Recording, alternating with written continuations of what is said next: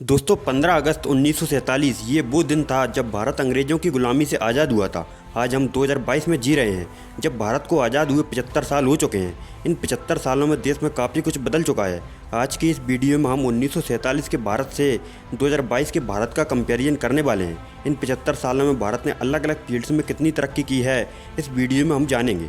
लेकिन उससे पहले दोस्तों, अगर आप इस चैनल पर पहली बार विजिट कर रहे हैं तो चैनल को सब्सक्राइब जरूर करें। चलिए दोस्तों, अब वीडियो में आगे बढ़ते हैं। सबसे पहले दोस्तों पॉपुलेशन की बात करते हैं। तो जब हम आज़ाद हुए थे तब देश की आबादी 34 करोड़ के आसपास थी। 1951 में देश की पहली जनगणना हुई, उस वक्त हमारी आबादी 36 करोड़ से थोड़ी ही ज़्यादा थी। वहीं इस समय देखें तो भारत की आबादी 141 करोड़ हो चुकी है, यानी कि इन 75 सालों में भारत की पॉपुलेशन 4 गुना से ज़्यादा बढ़ चुकी है। वहीं आने वाले सालों में भारत चीन को पछाड़कर दुनिया का सबसे ज़्यादा आबादी वाला देश बन जाएगा।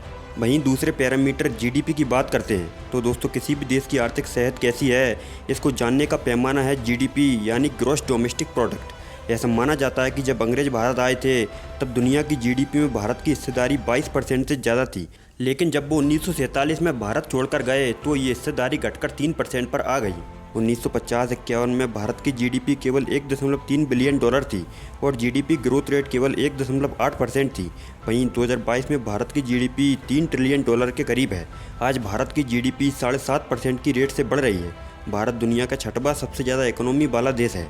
पूरी दुनिया में आज भारत की इकोनॉमी की रफ्तार सबसे तेज़ है। वहीं करेंसी की बात करें तो 1947 में भारत का 1 रुपया 1 डॉलर के बराबर था, लेकिन उसके बाद रुपये की कीमत लगातार गिरती चली गई। 1949 में 1 डॉलर 4 रुपये 75 पैसे के बराबर था। वहीं आज 2022 में देखें तो भारतीय रुपया अब तक के अपने सबसे निचले स्तर पर है। आज 1 डॉलर की कीमत करीब 80 रुपये है, यानी कि इन 75 सालों में भारतीय रुपया 80 गुना तक गिर चुका है। वहीं दोस्तों, गरीबी की बात करें तो यहाँ पर भारत ने बहुत सुधार किया है। एक अनुमान के मुताबिक आज़ादी के समय भारत की 70% आबादी गरीबी रेखा से नीचे थी, यानी कि करीब 25 करोड़ लोग गरीब थे। गरीबी रेखा के ताज़ा आंकड़े 2011-12 में आए थे, जिसके मुताबिक देश के करीब 26 करोड़ 90 लाख लोग गरीबी रेखा के नीचे रह रहे थे। हालांकि 2022 में ये आंकड़ा क्या है, इसके बारे में अभी तक कुछ भी जानकारी नहीं है। अब एग्रीकल्चर सेक्टर की बात करें तो दोस्तों, आज़ादी के समय भारत को कृषि प्रधान देश कहा जाता था। आज़ादी के समय देश की ज़्यादातर आबादी खेती पर ही डिपेंड थी। ऐसा अनुमान है कि उस वक्त 80% से ज़्यादा आबादी का जीवन खेती पर ही टिका था, जबकि उस समय देश की जीडीपी में खेती का योगदान करीब आधा था। एक रिपोर्ट के मुताबिक 1954-55 में देश की जीडीपी में खेती की हिस्सेदारी 40% थी, लेकिन अब 2022 में देश की जीडीपी में खेती का योगदान घटकर केवल 16% ही रह गया है। इस समय जीडीपी में सबसे ज़्यादा 54% की हिस्सेदारी सर्विस सेक्टर की है। वहीं दोस्तों, अब एजुकेशन की बात करते हैं तो भारत ने आज़ादी के बाद से एजुकेशन की फील्ड में काफ़ी तरक्की की है।